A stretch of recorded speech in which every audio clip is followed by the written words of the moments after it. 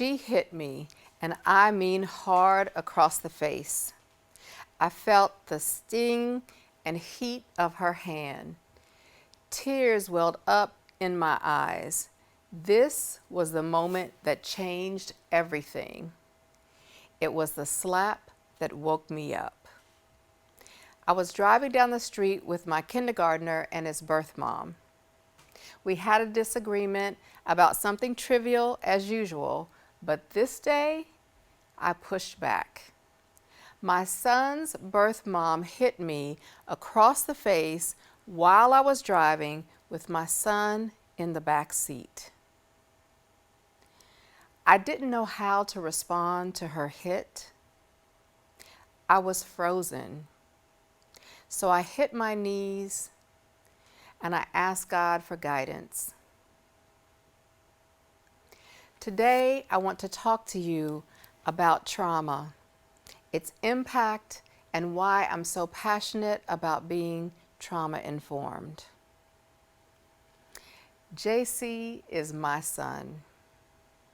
He came into my life a decade ago when I became his newly appointed foster mom.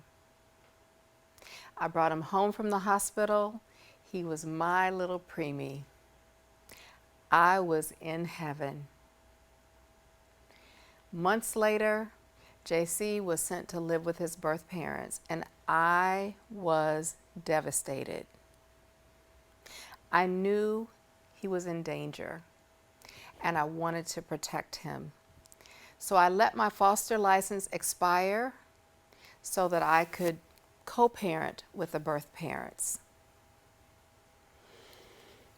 This lasted for several years, and I was determined to help end the cycle of intergenerational trauma. Most of us think about physical trauma, like a hit on the head, a concussion, days in the hospital, and recovery. But there's more than physical. The Centers for Disease Control did a study of adults who, as children, suffered adverse childhood experiences. Examples are physical, emotional, and sexual abuse, as well as neglect. The study showed that children who suffered these experiences often had issues with brain development, their physical health, and even into their future. Children who experience severe adverse childhood experiences are 1,200 times more likely to try death by suicide at some point in their lives. That is staggering and could explain why suicide is the second leading cause of death amongst our country's youth. But in that same study, there was hope. Thank goodness there was hope. The study showed that having just one loving advocate could change the course of a child's life. So I took that hope to heart, and for 6 years, JC lived 2 lives, one with me and the other with his birth parents. I had no experience or idea of what their lives were like.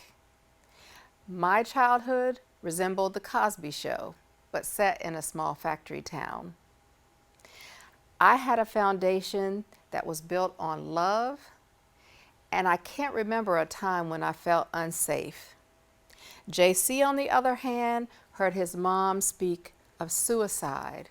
He found a big gun under the couch. He was locked out of the back room when the parents would smoke some white stuff, and he saw his parents try to kill each other. This happened over and over again.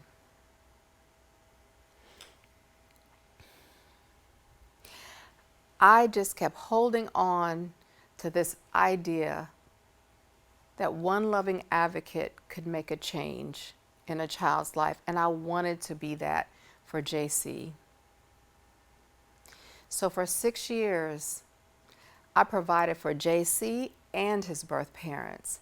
Food, clothing, shelter. I took care of it all.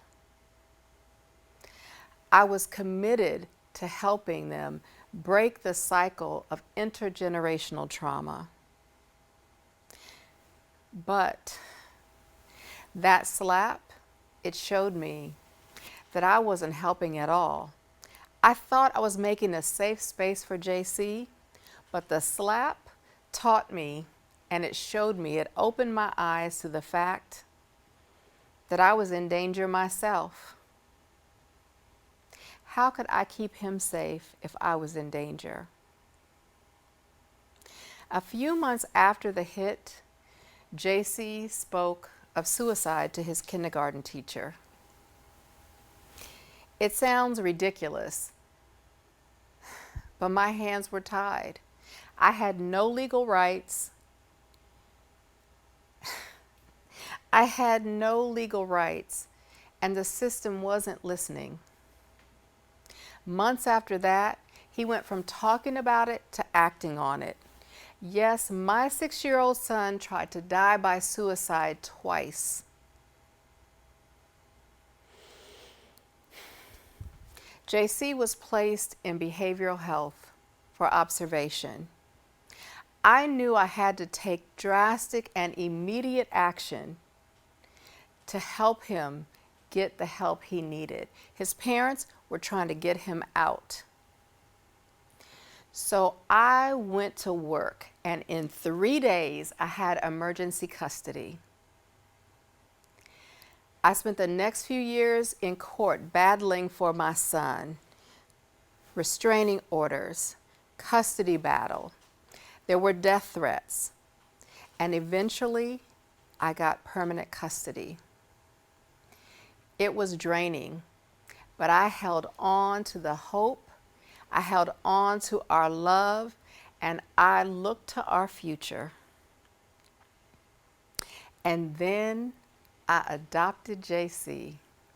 He was mine, and I became that loving advocate, that committed, consistent advocate that I wanted to be.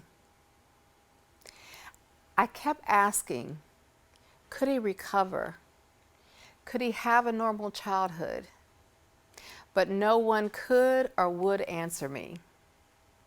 So I got busy, and I learned all that I could about being trauma informed. And that's what I became. I was trauma informed. Everybody was talking about JC's behavior. By this time, he had multiple diagnoses, PTSD, ADHD. I knew it was deeper than just these labels. I needed to connect the dots. So I took to heart, and I just got busy and continued to learn.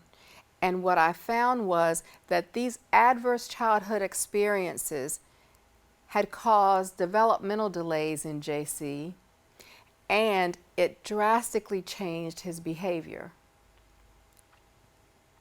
He went from this gentle giant kindergarten who told his classmates, "Be kind, stay in line," to a big boy who hit and punched and cursed me out. He called me the B word more times than I can even count. It sounds grim, but I just kept hoping that I could remain in his life as this loving advocate.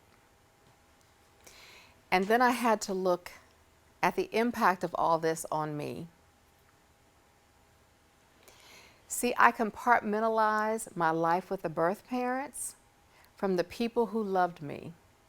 I didn't want to hear lectures about how bad things were. I knew I was acting out of fear. I was scared for his life and for losing him. I lived my life in hypervigilance mode for so long that even when the threat was gone, I was on edge. I was humiliated. I was a victim of domestic violence at the hands of his birth mother. I couldn't say this back then, not even in my mind, but I'll say it and share it with you today out loud. I was a doormat with the birth parents. I can't believe it's been a decade since JC came into my life.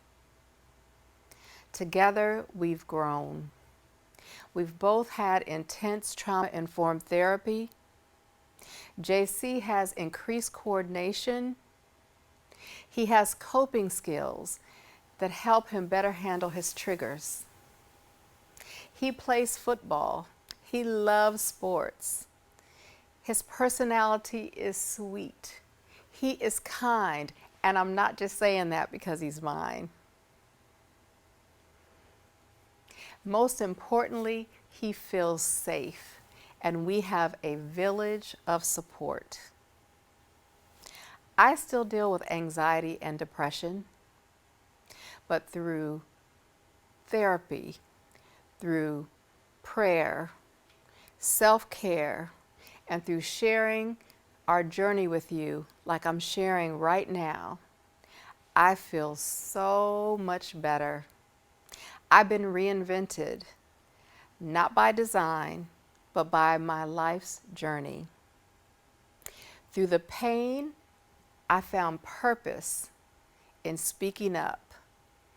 I found power in advocacy. We may not be able to totally erase the effects that trauma have on ourselves or our children, but we can learn from it. We can be that loving advocate that helps a child go from merely surviving to thriving.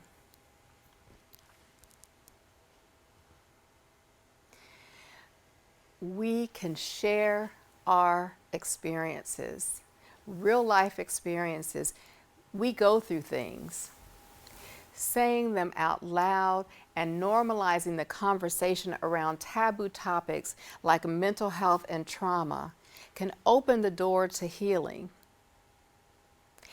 It can help us and others. I went from not understanding trauma to living it. I took the knowledge of being trauma-informed and applied it, and that brought us together forever. JC and me. Prayer with works. We are together forever as mother and son, and for that, I am grateful. Thank you.